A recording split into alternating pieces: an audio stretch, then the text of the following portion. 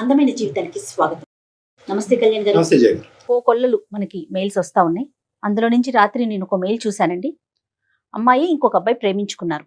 అయితే పెళ్లి విషయం తీసుకొచ్చేసరికి అతను వెనుకడుగు వేస్తున్నాడట. రీజన్ ఏంటి అంటే పెద్దగా రీజన్స్ ఏం కనిపించట్లేదు.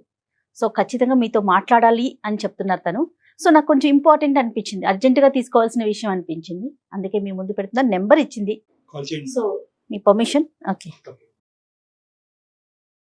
ఇదొక ట్రెండ్ అయ్యింది. అంటే మనం ఏ దేశంలో ఉన్నామో అని ఒక్కోసారి ఆలోచించవలసి వస్తుంది. అసలు పెళ్లి ఎందుకు? వై మ్యారేజ్ ఎందుకు? కమిట్మెంట్ ఎందుకు? కమిట్మెంట్ అంటే కష్టం కదా. అవును, అంటే ఇష్యూస్ ఎక్కువ అవటంతో పాటుగా అవన్నీ మైండ్ లోకి తీసుకుంటున్నారేమో యూత్ అనిపిస్తోందండి నాకు. Correct correct. హలో, శిల్ప గారండి? ఎవరండి మాట్లాడేది? అవునండి, నేను సుమన్ టీవీ అందమైన జీవితం ప్రోగ్రామ్ నుంచి కాల్ చేస్తున్నానండి, జయాని. హాయ్ శిల్ప గారు. హాయ్ అండి. నా హాయ్. మెయిల్ చూసారా మీరు? ఎస్ మెయిల్ చూసాను. సో నాతో పాటు డాక్టర్ కళ్యాణ్ చక్రవర్తి గారు ఉన్నారు.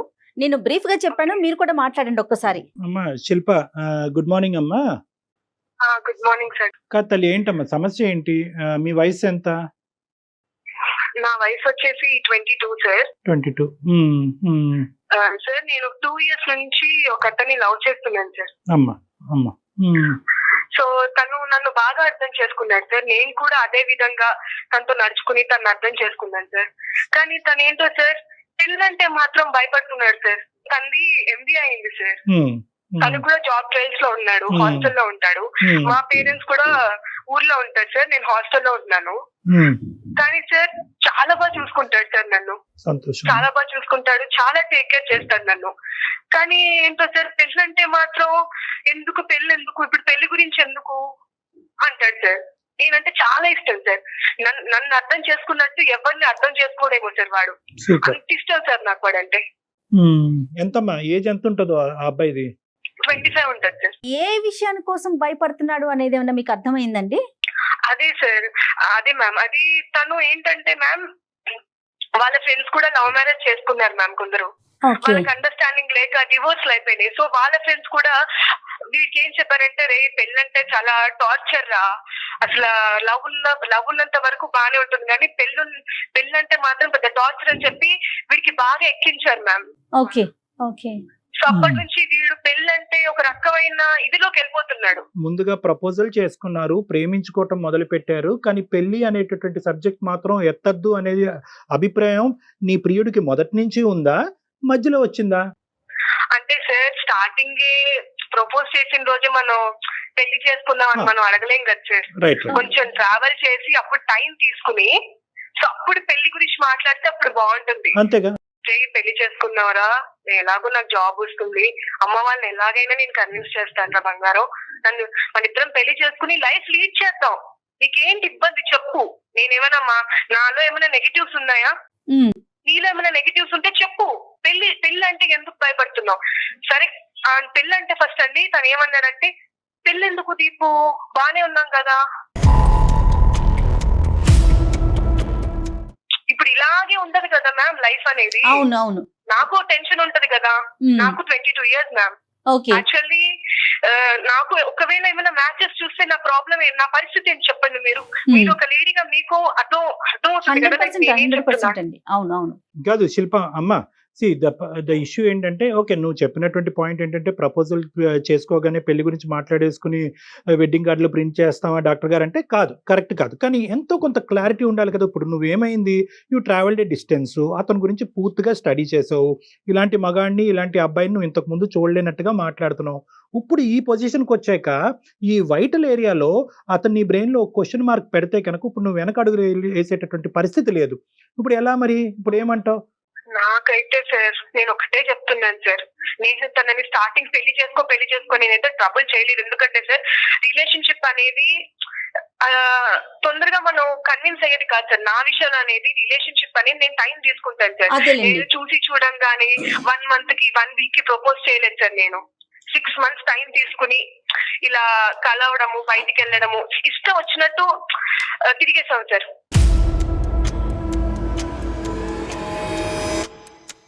ఇష్టం వచ్చినట్టు తిరిగేసే ముందు ఆలోచించుకోవాలమ్మా.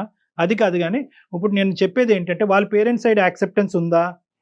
మీరిద్దరు ప్రేమించుకుంటున్నట్టు పేరెంట్స్ తో కూడా ఒకసారి మాట్లాడించాడు సార్. ఇలా ఫ్రెండ్ అని చెప్తున్నాను అని. ఫ్రెండ్ అని చెప్పడం ఎందుకు సార్? Right, okay okay. నాకు అర్థం కావట్లేదు సార్. వాళ్ళ ఇంట్లో ఒప్పుకోరా? మేబీ నేనైతే మా పేరెంట్స్ అయితే కన్విన్స్ చేస్తాను డాక్టర్ గారు. మీరు అన్ని ఖచ్చితంగా అంటే బహుశా అన్ని యాంగిల్స్ చూసేమో, ఎస్కేపిస్ట్ యాంగిల్ చూడలేదేమో ఇతనిలో, తప్పించుకుని. చాలా మంచోడు సార్, చాలా మరి మంచి. అతనితో మాట్లాడొచ్చా మనం ఒకసారి శిల్ప? మాట్లాడండి మ్యామ్. Okay okay. కాదమ్మా, కన్ఫర్మ్డ్ గా మాట్లాడచ్చా? ఇప్పుడు ఒకటి మనం ఇక్కడ ప్రోస్ అండ్ కాన్స్ చూద్దామన్నా, ifs and buts, pros and cons అనేటటువంటిది ఎతకాలి. ఇప్పుడు ఏంటండి, నేను పెళ్లి చేసుకోనండి, this was the issue right from the beginning అని అంటే కనుక నీ పరిస్థితి ఏంటి అనేటటువంటిది ఇక్కడ ఆలోచించాలి. అబ్బాయిని కన్విన్స్ చేయడానికి కరెక్ట్ ఏది రాంగ్ ఏది అనేది చెప్తాం. ఈ కాల్ మేము మాట్లాడిన తర్వాత what is your expectation? A expectations తో ఈ రోజు మీరు మార్క్ చేశారు? అంటే ఇక్కడ అతన్ని మార్చమనా, లేదంటే నీ ప్రేమను కాపాడమనా, లేదంటే ఏదో ఒకటి తేల్చుకుందామనా? ఒకప్పుడు 2 ద్వారాలు తెరిచే ఉన్నాయా? You can accept him or deny him. Are you in a position for that? Sir నేనైతే మీ హెల్ప్ తీసుకోవడానికి నేను కాల్ చేసి నేను మెయిల్ చేశాను సార్ మీకు. Right right. నేను 3 days నుంచి నేను అసలు తన గురించి ఆలోచిస్తున్నాను సార్.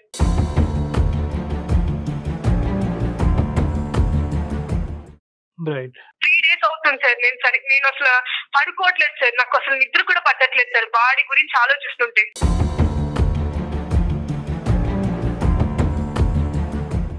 మళ్ళీ సార్ మార్నింగ్ లేవంగానే గుడ్ మార్నింగ్ అని మెసేజ్ పెట్టాడు సార్. టైం కి తిను, టైం కి పడుకో, ఎంత కేరింగ్ ఉంటుంది సార్.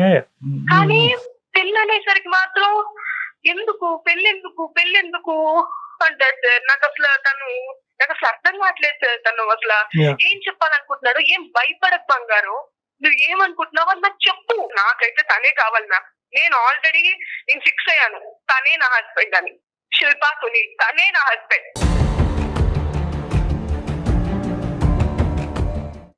నేను ఎవరిని ఊహించుకోదలుచుకోలేదు ma'am. Please try to help me, please ma'am.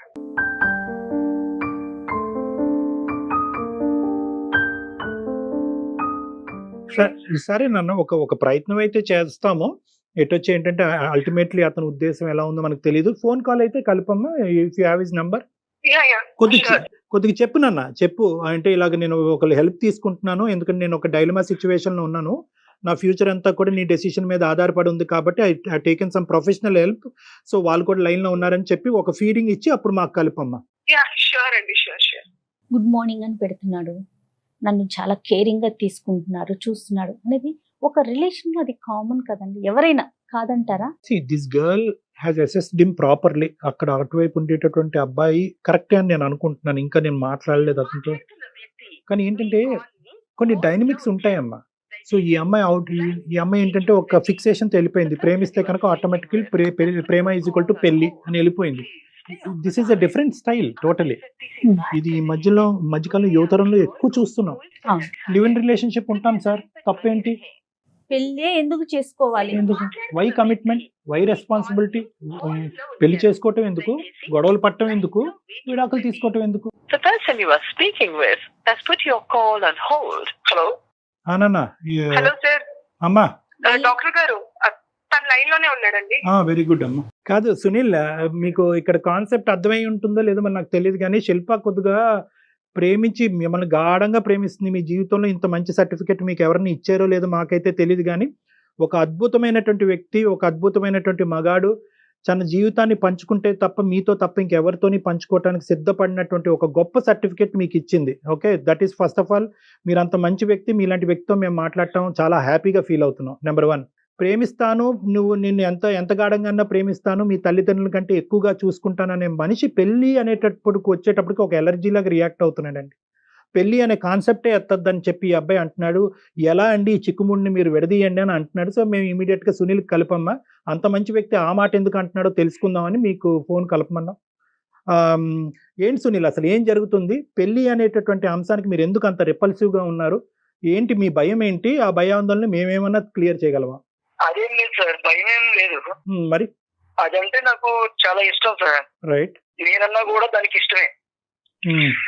కానీ నేను సార్ ఒక్కటి సార్, నా పాయింట్ ఆఫ్ వ్యూ ఏంటంటే సార్, ఇప్పుడు మనకి ఒక వస్తువు రోజు దొరుకుతుంది అనుకో సార్, దాని మీద మనకి ఇంట్రెస్ట్ ఉండదు. ఒక వస్తువు ఎప్పుడు ఒకసారి దొరికింది అనుకో సార్, ప్రతిసారి దాన్ని పట్టుకోవాలని ఆలోచిస్తాం. తన మీద నాకు ఇష్టం ఉంది, నేనంటే తనకి ఇష్టం ఉంది, కానీ నాకు పెళ్లి మీద నాకు ఆ ఉద్దేశం లేదు సార్. అంటే శిల్ప వస్తువా?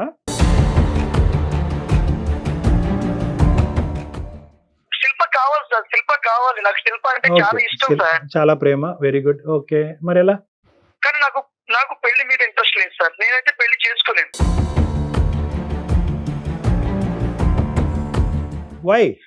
సార్ ఇప్పుడు పెళ్లి చేసుకున్నారు సార్. పెళ్లి చేసుకున్న వాళ్ళు ఎంతమంది సంతోషంగా ఉన్నారో ఒకసారి ఆలోచించండి.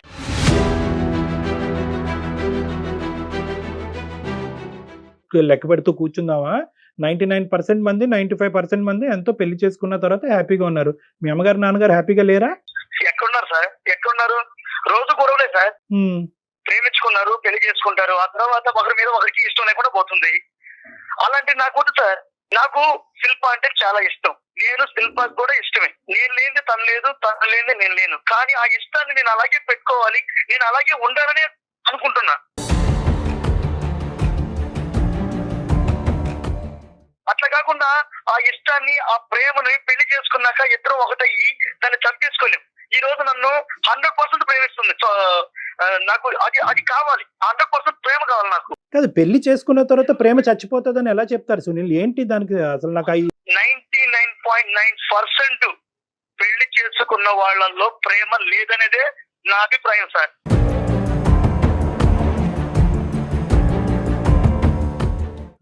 ఏంటి ఇది మీ కాన్సెప్టా? మీరు చూసిన కాన్సెప్టా? మీరు విన్న కాన్సెప్టా? ఏంటిది అసలు? ఎక్కడి నుంచి వచ్చింది ఈ ఆలోచన? సృష్టికి విరుద్ధంగా మాట్లాడుతున్నారు సునీల్ మీరు. లేదు మేడం, నేను సృష్టికి విరుద్ధంగా ఏం మాట్లాడటం లేదు మేడం. నిజంగా ఇలాంటి ఆలోచన అందరికీ ఉంటే సక్రమమైన సంతానం ఉండదండి. ఎవరిష్టం వాళ్ళది అయిపోతుంది. ఒకసారి ఆలోచించండి సునీల్. కాదు సునీల్, అది కాదు, ఒక్క నిమిషం చెప్తున్నాను. ఎక్కడి నుంచి వచ్చింది నీకు ఈ ఐడియా? అంటే పెళ్లి వర్కౌట్ అవ్వదు, పెళ్లి తర్వాత ప్రేమ చచ్చిపోతుంది, పెళ్లి చేసుకున్న వాళ్ళందరూ ప్రేమించుకోరు, ఈ కాన్సెప్ట్స్ ఎక్కడి నుంచి వచ్చినాయి? ఎవరు చెప్పారు? ఇది నీ అభిప్రాయమా, లేదంటే అనుభవమా, లేదంటే ఫ్రెండ్స్ చెప్పేటటువంటి మాటలా? సార్ నేను శిల్పం తప్ప ఇంకెవరిని ప్రేమించలేదు. మంచి విషయం అది. చూస్తున్నదే సార్. చూస్తున్నావా? చాలా చూసావా? నేను చాలా చూశాను సార్. నేను చూశాను కాబట్టి నేను ఈ రోజు చెప్పగలుగుతున్నాను. ఒక స్వచ్ఛమైనటువంటి ప్రేమకి పెళ్లి అనేటటువంటిది ఎప్పటికీ అడ్డం కాదు. నేను చూసిన వాళ్ళు ఇప్పుడు నా ఫ్రెండ్స్ కూడా ఉన్నారు మేడం, చాలా మంది ఉన్నారు.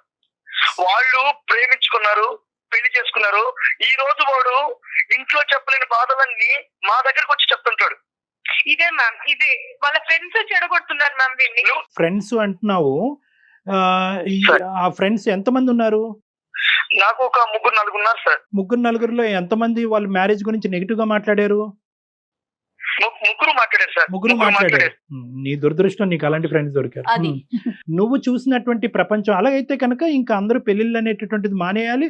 అందరూ పెళ్లిళ్ళు వద్దు, అన్ని కూడా లివ్ ఇన్ రిలేషన్షిప్స్ అని చెప్పి ఎక్కడ పెడితే అక్కడ ఫ్లెక్సీలు బోర్డులు పెట్టాలి, కళ్యాణ మండపాలన్నీ మూసేసేయాలి, ఇంకా అన్ని గుళ్ళు గోపురాలు అన్నీ మూసేసేయాలి కదా. ఎందుకు మరి ఓన్లీ సునీల్కున్న కాన్సెప్ట్ ప్రజానికం, మిగతా ప్రజానికానికి అందరికీ ఎందుకు లేదు? ఎన్ని పెళ్ళిళ్ళు జరగట్లేదు? ఎంతమంది పెళ్ళిళ్ళు అయిన తర్వాత సంతోషంగా లేరు?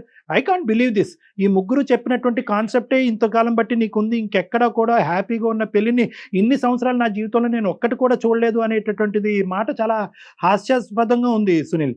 శిల్ప ఏమంటుంది? వాళ్ళ ఫ్రెండ్స్ ఇన్ఫ్లుయెన్స్ చేస్తున్నారు. ఫ్రెండ్స్ ఇన్ఫ్లుయెన్స్ చేస్తే కనుక ఇలాంటి కాన్సెప్ట్లు మారిపోయేటటువంటి వయసు కాదమ్మా అది. రేపొద్దున పెళ్ళి అయిన తర్వాత ఒరే పెళ్లి చేసుకున్నావా, అనవసరంగా చేసుకున్నావు, ఇంక ముందు నుంచి చూడు నీకు అన్ని గొడవలే అవుతాయంటే కనుక విడాకులు తీసుకుంటారా మీరు?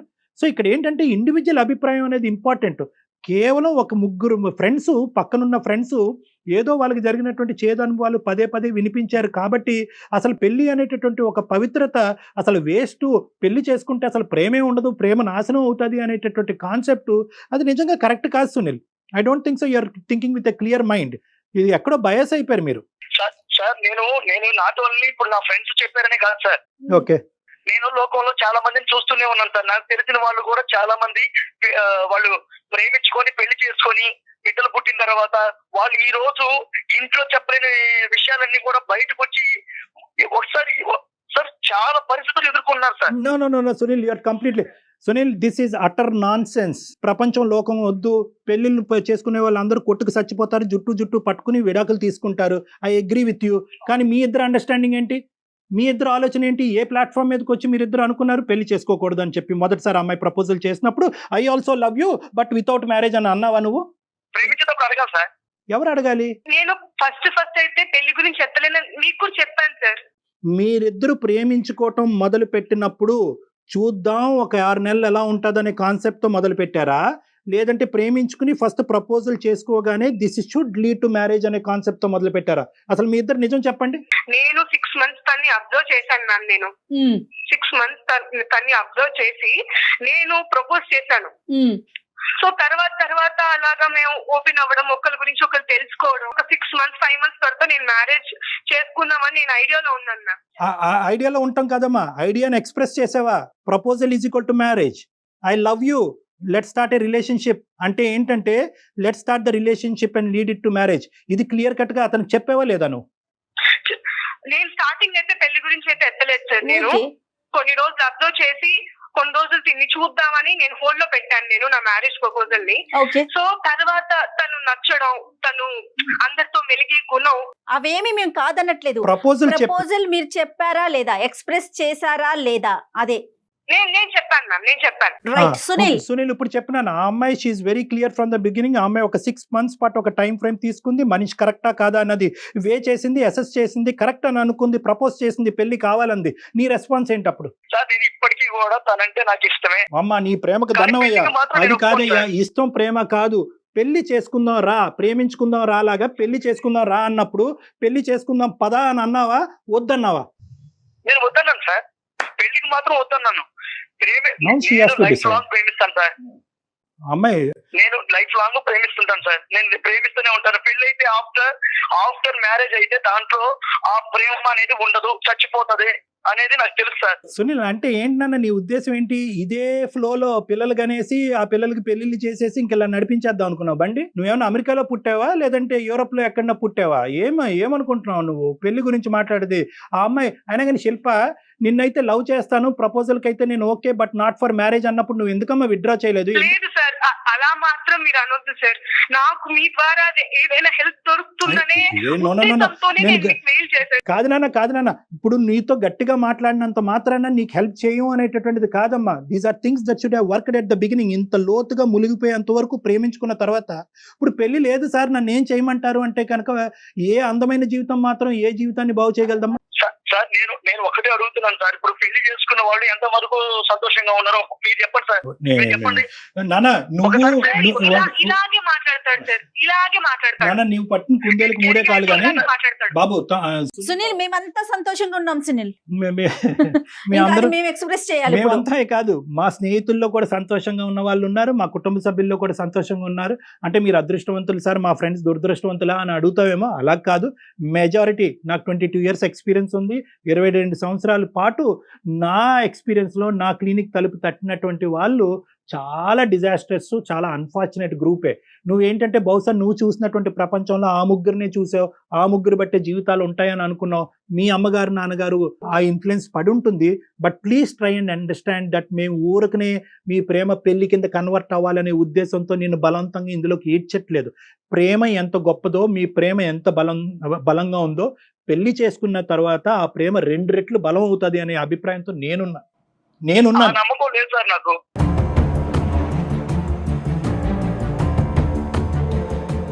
పెళ్లి చేసుకున్న తర్వాత ఆ ప్రేమ నా మీద చూపిస్తుందని నాకు లేదు సార్. నాకు ఇట్లాగే హ్యాపీగా ఉంది. ఈ అబ్బాయి ఫిక్స్ అయ్యాడు. So you're talking about living relationship?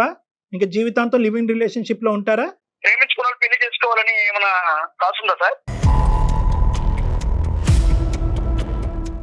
మనకు ఒక సాంప్రదాయం ఉంది కదా, ఒక కల్చర్ ఉంది కదా. ఈ కల్చర్ మనకు కొన్ని విలువలు నేర్పిస్తుంది కదా. పెళ్లి అనేటటువంటి ఒక పవిత్రమైనటువంటి ఎక్కడున్నాయి సార్ విలువలు? ఎక్కడున్నాయి? సునీల్ నువ్వు పెళ్లి చేసుకుంటారు, మరి పిల్లల సంగతి ఏం చేద్దాం చెప్పు? వద్దా? ఇంకా అమ్మాయిని అడగలేదు నేను. మన ఇద్దరం ఏదో ప్రేమికుల్లో మాట్లాడుకుంటున్నాం ఇక్కడ. ఆ అమ్మాయిని అడగలేదు. పిల్లల సంగతి ఏంటి, మరి పిల్లల్ని అంటావా, ప్రేమించి ఇలాగే ఉంటావా? నా అమ్మాయిని అడగకుండా నువ్వు నేను వాదించుకుంటున్నావు. నేను నిన్ను అడిగేటటువంటిది ఏంటంటే వాట్ అబౌట్ చిల్డ్రన్? ప్రేమించుకున్నాం, ఇద్దరం పెళ్లి చేసుకున్నాం. మేమిద్దరం పెళ్లి చేసుకుని పిల్లల కంటేనేనా మా పిల్లలు? నేను తెచ్చుకుంటాం సార్. అనాథాశ్రమంలో చాలా మంది ఉన్నారు, మీ ఇద్దరమే కనాలా?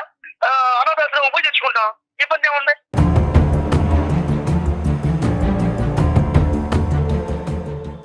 అంటే పెళ్లి అనేటటువంటిది ఎందుకు నీకు అంత భారం? పెళ్లి చేసుకుంటే ప్రేమ చచ్చిపోతుంది, గొడవలు అవుతాయి, విడాకులనా? ప్రేమించుకున్న వాళ్ళందరూ పెళ్లి చేసుకోవాలని ఎక్కడ ఉంది సార్? ఇప్పుడు చాలా మంది ప్రేమించుకున్న వాళ్ళు శుభలేఖనాల వాళ్ళ పేర్లు ఉంటున్నాయా? ఎవరైనా సరే హార్ట్ఫుల్ గా ప్రేమించుకున్న వాళ్ళు పెళ్లి చేసుకుంటారా? ఎంతమంది మనసు తప్పుకొని బతకడం లేదు? నానా ఒకటి ఇదంతా ఇవన్నీ కాదు. నేను కల్చరు రిలీజను విలువల గురించి మాట్లాడుతున్నాను. నువ్వేంటంటే ఇంకొక వ్యతిరేకంగా మాట్లాడుతున్నావు, ఇన్ఫ్లుయెన్స్ అయ్యావు, బయాస్ అయ్యావు. నేను ఒక్క పాయింట్ అయితే మాత్రం క్లియర్ కట్గా నీకు చెప్తా. ప్రేమించుకుంటే పెళ్లి చేసుకోవాలా మ్యాండేటరీ అనేటటువంటిది మీరిద్దరూ ఆలోచించుకోండి. ఫస్ట్ మీరు చట్టాపట్టలు వేసుకుని తిరిగేశారు, అటు ఇటు తిరిగేశారు, అన్ని పనులు అయిపోయినాయి. పెళ్లి అనేటప్పటికి ఇప్పుడు రెట్రోస్పెక్టివ్ గా వచ్చి మాగోటి వాళ్ళు హెల్ప్. ఒకటి అనిపిస్తోంది కళ్యాణ్ గారు, అతని మైండ్ సెట్ చాలా ఫిక్స్డ్ గా ఉంది.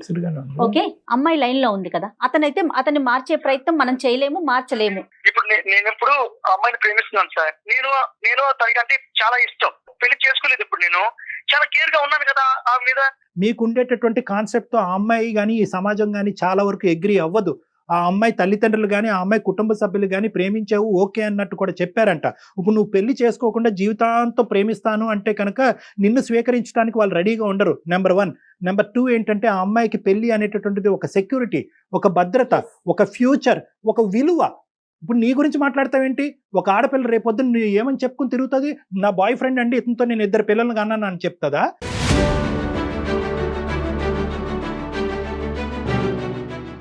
నిన్ను ఏమని చెప్పాలి ఆ అమ్మాయి? వాళ్ళ కుటుంబ సభ్యుల్లో, వాళ్ళ స్నేహితుల మధ్యన నువ్వు ఎవరని చెప్పాలి ఆ అమ్మాయి? నీ దగ్గర సునీల్, నీ దగ్గర సమాధానం లేదు. ఎందుకంటే ఇది విలువైనటువంటి టాపిక్. పెళ్లి అనేది ఒక పవిత్రమైనటువంటి, ఒక విలువైనటువంటి సబ్జెక్ట్. నా దృష్టిలో పెళ్లి అనేది మనం వేసుకున్న ఒక ఊరి లాంటిది. ఎవరు చెప్పారు సార్ ప్రేమించుకున్న వాళ్ళందరూ పెళ్లి చేసుకోవాలని?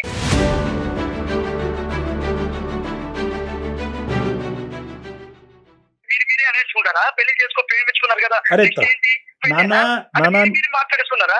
కాదు నాన్న, నీకు దన్నం. ఇది నేను క్రియేట్ చేసినటువంటి ఒక సబ్జెక్ట్ కాదు. ఓకే, నీకు ఇంకా నేను ఇంకో విధంగా చెప్పేటటువంటి అవకాశం లేదని నాకు అర్థమైంది. ఇప్పుడు the ball is in Shilpa's court. Shilpa, నువ్వేమంటావు అమ్మా? అటంటే కాలుకేస్తే మెడకేస్తే కాలుకేస్తున్నాడు సార్. ఇప్పటికైనా అర్థమైందిగా? సరే, అది కాదు, అన్ని విధాలుగా. బట్ ఒకటి సార్, తను మాత్రం తను చూపించిన కేరింగ్ మాత్రం మా పేరెంట్స్ తర్వాత అంత కేరింగ్ నేను చూసిన ఎవరి దగ్గర అంటే సునీల్ దగ్గర. రైట్, కరెక్టే. కానీ ఆ కేరింగ్, ఆ ప్రేమ పెళ్లి వరకు తీసుకెళ్ళకపోతే కనుక ఆ కేరింగ్ అండ్ ప్రేమ ఇక్కడ వదిలేయాలి. ఆయన వదలంటండి. ఏంటి? నేను వదలను సార్. నేను ఇట్లాగే ప్రేమిస్తుంటాను. అప్పుడు ఆ అమ్మాయికి ఏమైనా సరే నాదే పూచి సార్, నేనే చూసుకుంటాను. బట్ పెళ్లి వాదం చేసుకోను. ఇది ఎక్కడ న్యాయం సార్? ఒక ప్రతి ఆడపిల్ల లైఫ్ లో నీకు హెల్త్ బాగాలేనప్పుడు నేనేనా? నీకు ఏదైనా కావాలన్నప్పుడు నేనేనా? నీకు అన్ని ప్రతిదీ కూడా చేస్తున్నాను కదా. ఇప్పుడు ప్రేమించిన వాళ్ళందరూ పెళ్లి చేసుకోవాలా? లేదు కదా. నేను ఇప్పుడు నీతో ఎలా ఉన్నానో ఎప్పటికీ అలాగే ఉంటాను. పెళ్లి మాత్రం చేసుకోను. ఎలా మాట్లాడతావు? అలా కాదు శిల్ప, తనకి తల్లిదండ్రులు కూడా కావాలనుకుంటుంది, తల్లిదండ్రుల ప్రేమ, ఆ విలువలు కూడా కావాలి అనుకుంటుంది. పెళ్లి అంటే కనుక దానికి అద్భుతమైనటువంటి అభిప్రాయం ఉంది. ఆ అమ్మాయి వేరే పెళ్లి చేసుకుంటది, అప్పుడు కూడా నువ్వు ప్రేమిస్తూ ఉంటావా? ఎందుకు చేసుకుంటా సార్? చేసుకోదు. నేనంటే చాలా ఇష్టం. తనన్నా కూడా నాకు చాలా ఇష్టం సార్. ఇలా అయితే ఎన్నాళ్ళు అమ్మా శిల్ప, ఇప్పుడు అవ్వ కావాలి బువ్వ కావాలంటే అవ్వదు. పెళ్లి అనేటటువంటిది నువ్వు అతని గురించి ఎంత గొప్పగా మాట్లాడుతున్నావో, అతను నాకు 210% లవ్ ఇచ్చాడని నువ్వు పెళ్లిని కూడా అంతే ఇష్టపడుతున్నావు కదా. టెల్ మీ ఈ సింపుల్ క్వశ్చన్. అతన్ని కావాలి అనుకుంటున్నా. సో ఇప్పుడు అతను పెట్టినటువంటి నీకు పెట్టినటువంటి కండిషన్ ఏంటంటే, I will give you love but without marriage. Are you accepting this fact or not? No sir, no. ఈ ప్రేమ అనేటటువంటి మత్తులో దయచేసి కొట్టుకుపోయి జీవితాన్ని అన్యాయం చేసుకోవద్దు. అతని ప్రేమ నాట్ ఈక్వల్ టు పెళ్లి అని కళాఖండిగా చెప్తున్నాడు. రేపొద్దున పెళ్లి అయిన తర్వాత ఏదైనా ఒక నెగిటివ్ ఆస్పెక్ట్ ఏర్పడితే మీ ఇద్దరి మధ్యన, అదుగో నేను పెళ్లి వద్దన్నాను కానీ ఇది జరిగింది కాబట్టి నేను పెళ్లి వద్దన్నప్పుడు నువ్వు బలవంతంగా పెళ్లిలోకి ఇచ్చావు అని చెప్పి నీ మీద వేలెత్తి చూపెట్టి ఇంకో విధంగా జరుగుతుంది ఇదంతా కూడా. అంటాను సార్, నేను రేపు మ్యారేజ్ అయిందనుకో, ఏదైనా అయిందనుకో, నాకు నిజంగా తన ప్రేమ నాకు దక్కేదనుకో, అప్పుడు మిమ్మల్ని అంటాను సార్.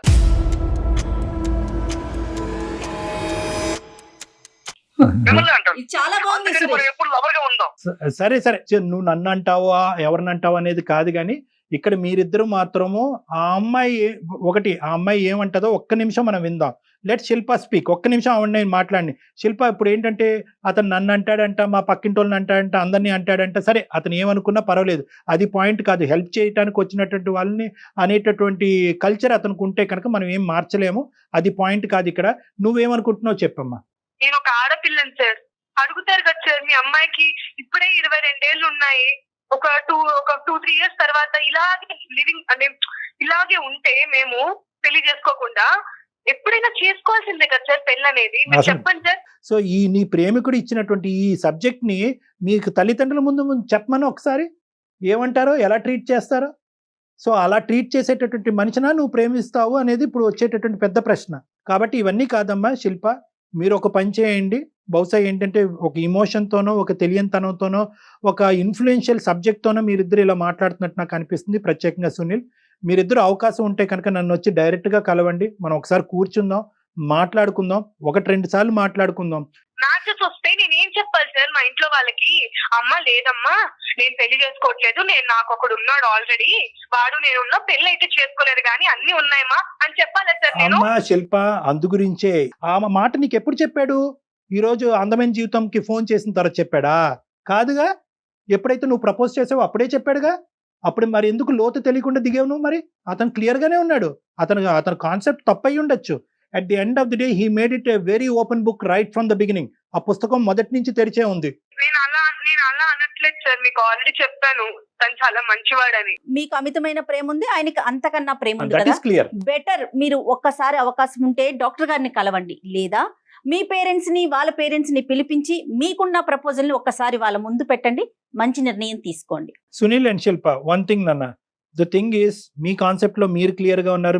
మీ యొక్క అభిప్రాయంలో సునీల్ చాలా క్లియర్గా ఉన్నాడు. ఎందుకంటే కనుక ఎన్ని ఎగ్జాంపుల్స్, నేను ఇంకో 1000 ఎగ్జాంపుల్స్ చెప్తాను, అయినా కానీ సునీల్ మాత్రం తనకు నచ్చినటువంటి ఆ 3 ఎగ్జాంపుల్స్ గురించే మాట్లాడేటటువంటి పరిస్థితిలో అతను ఉన్నాడు. శిల్ప, నీ సైడ్ తప్పే ఉంది అంటే కనుక నువ్వు ఓన్లీ మనిషిని ఒకటే చూసావు, అతనికి ఉండేటటువంటి కల్చరల్ వాల్యూస్ గురించి నువ్వు ఆలోచించలేదు. అతను పెళ్లి అనేటటువంటిది మొదటి నుంచి. సో నువ్వేంటంటే ప్రేమిస్తున్నాడు, మంచోడు, ప్రేమ మంచోడు అని దిగిపోయిన తర్వాత ఇదేంట్రా బాబు మొదటి నుంచి పెళ్లి వద్దని అంటున్నాడు కదా అని చెప్పి ఇప్పుడు 4 ఖర్చుకుంటున్నావు. సో ఇద్దరు సైడ్ నుంచి ఒక తప్పు ఉంది. అతను మొదటి నుంచి పెళ్లి అంటే ఒక దురాభిప్రాయం ఉంది.